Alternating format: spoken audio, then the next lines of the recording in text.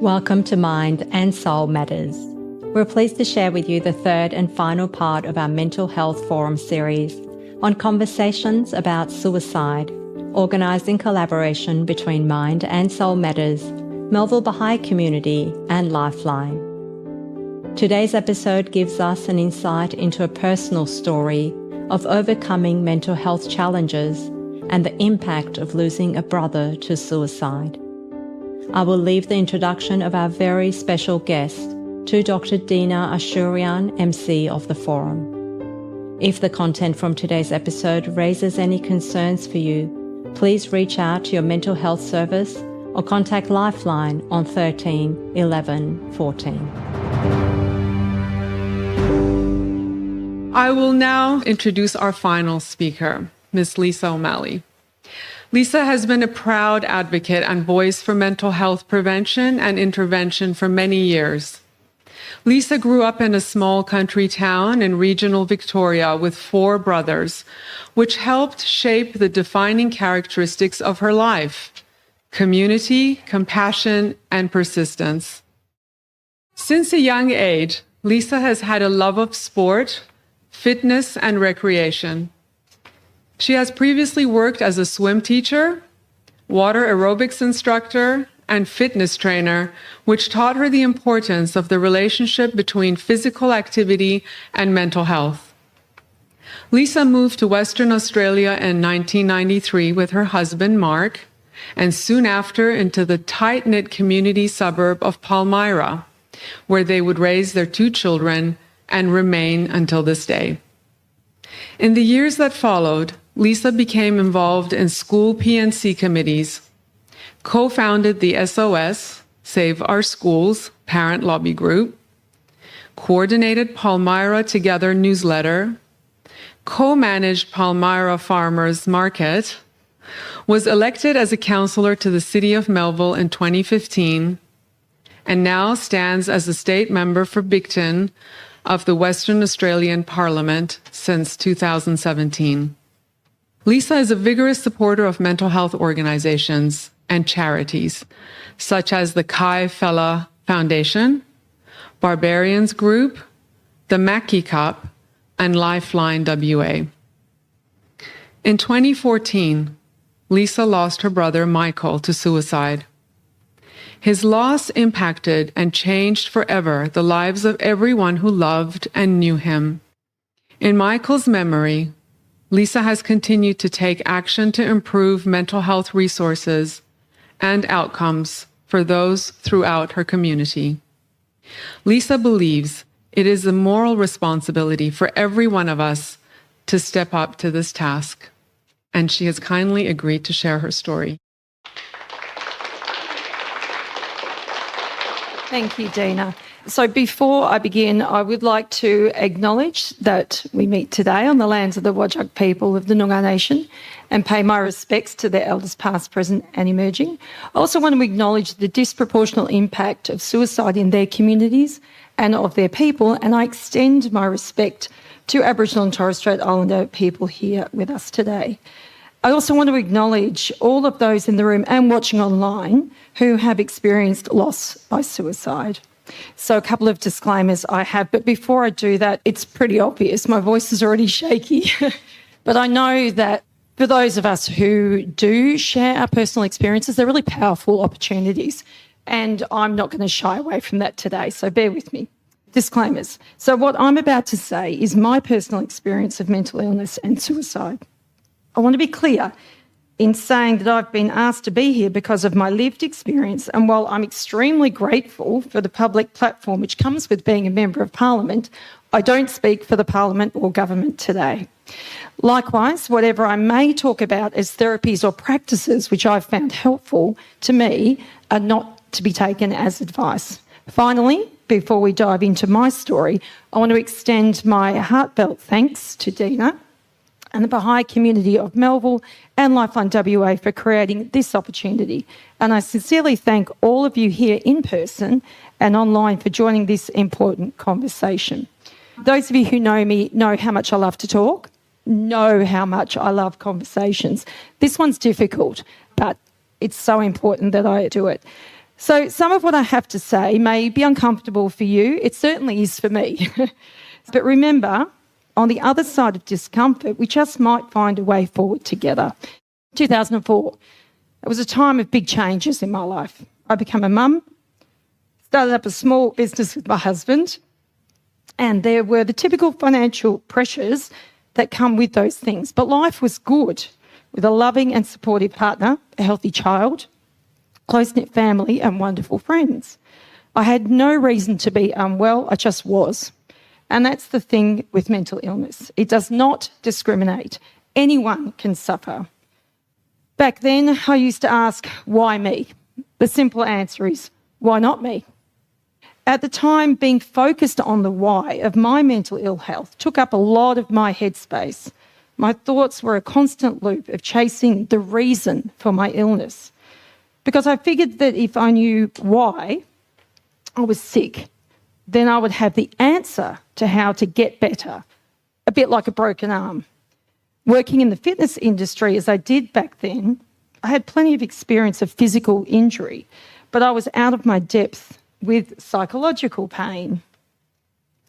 And absolutely, in my personal experience, there is a connection between the two. It's certainly, Hoda has talked about psychological pain. I don't think there's a real difference. Psychological pain, physical pain.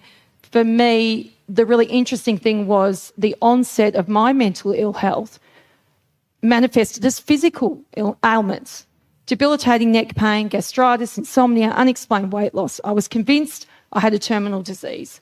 And I initially chased my answers to why I felt so terrible with GPs and various specialists. Because you see, I had all of the symptoms and I was in physical pain, but they were just that, they were symptoms. And so I was seeking relief from the symptoms only.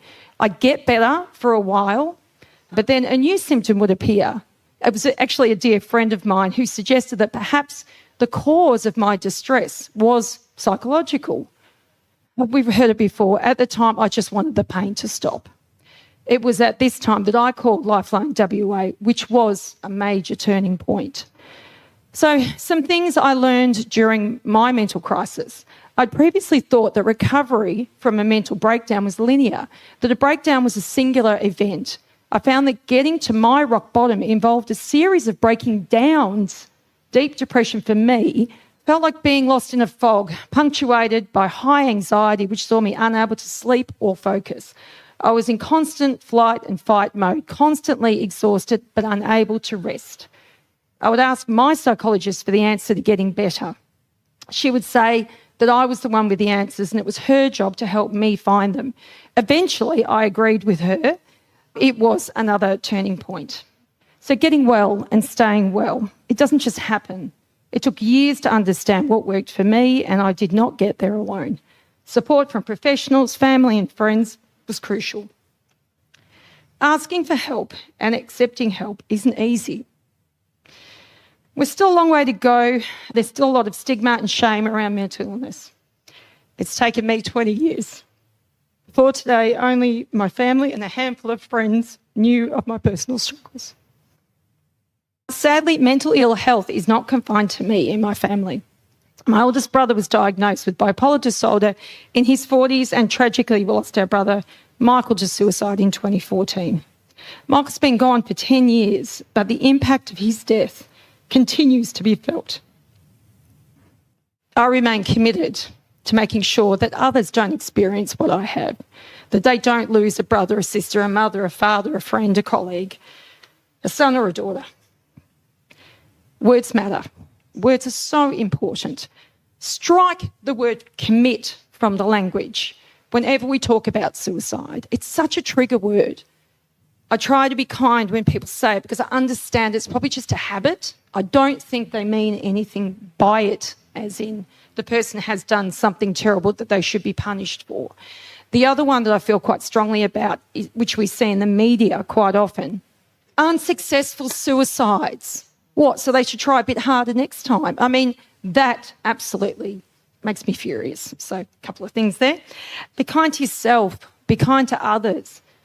the words you say to yourself are so important. So please we can't stop the words coming in, but we can challenge the words that come into our mind. CBT, cognitive behavioural therapy, was one of the therapies that was an absolute game changer for me. Be observant when you're around people. If you're not sure if they may be contemplating suicide or self-harm, to ask direct questions. Are you thinking of hurting yourself? Questions that were asked of me, obviously, when I made that call all those years ago. Are you with somebody? Really obvious stuff. Are you on your own? Is there somebody with you? I know that I've asked those questions sadly to my brother, but these are really important things. And I hear people say things like, but I don't know how to respond. I don't know what to say. If they say they are, I'm like, well, learn. Go do a mental health first aid, or there's a lot of resources out there. We can all be lifesavers, not just those who work on the crisis lines. Vigilance is crucial. If somebody is actually saying that they don't want to be here anymore, words like that, you've got to watch them. Just don't leave them alone. Find what works. Seek professional help. That's what we do. I've recently been diagnosed with arthritis, so I'm seeking professional help with how to manage that, the same as I did my mental health 20 years ago. So it's really, really important to get professional help. Oh, I'm exhausted. It is exhausting. We talk about, psychological pain, physical pain. Pain is pain. And feeling any form of pain is absolutely exhausting. So pace yourself. I'm terrible at that. I'm incredibly grateful. And gratitude is one of the things I think that really has helped me in all of these years since. And that is being grateful for the assistance and the help that I've got, that I've had over the time. Grateful to be in the position that I'm in now, that I might actually be able to help others, either directly or indirectly. Community and connection. I mean, that's really what my experience and understanding of the Baha'i community is very much about that, about connection and community. Loneliness, social isolation. Sometimes when I go out in my job and knock on doors, which seems like a strange thing to do, to check in on people, ask how they're doing, in my electorate, I may be the only person that they speak to in the day. Reach out. My mum, she has lots of great bits of advice. She'd say, just smile at the person walking the other way. It could be the only interaction, that they have in a day. I've got some other stuff, but I think I'll leave it there.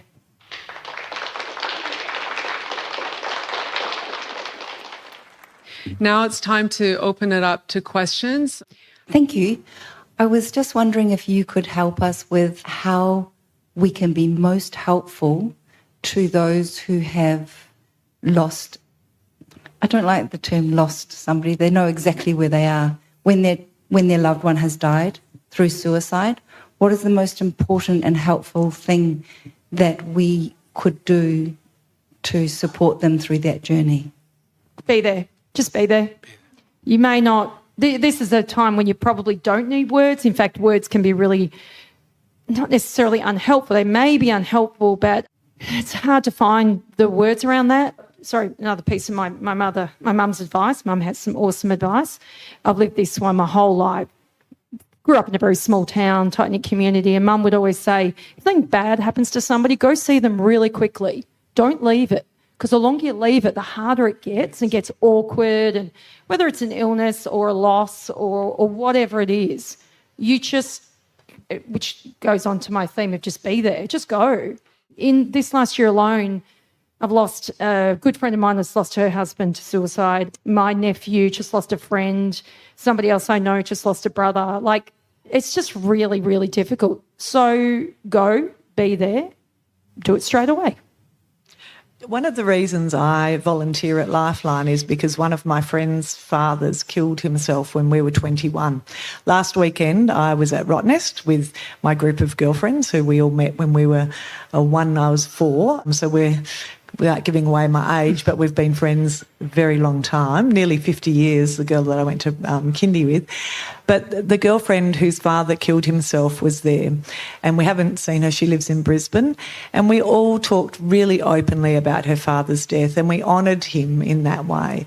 And I think it's really important that, that we do talk about it. People often are fearful of talking about, bringing it up because they think people might get upset, but we talked quite openly, and he was a very good family friend of ours. ours. And so subsequently I spoke to my parents about him. And so we, reinvigorated him, because it's been, well, I'm turning 54 this year, and we realised that John took his life when he was 47. And that put us all into shock at the weekend, because we were like, oh my gosh, he was really old when he killed himself, what we thought when we were, young and naive at 2021. And we all realised, oh my goodness, his life had stopped, and he wouldn't, be experiencing this like we are. So it's actually, I think it's really important to talk about it. And, and she was so grateful that we hadn't forgotten him and that we honoured him in that way. And I think it's important, that Lisa does that with Michael, and that, that you do that with anyone that's passed away, that we honour their memory. I do want to wrap up now. A very big thank you to Lifeline WA for co-sponsoring this event, along with the Baha'i community of Melville. Again, thank you to our expert panelists and the organizing task force. And finally, if today's forum has raised any concerns for you, please check in with your supports or call Lifeline on 13 11 14.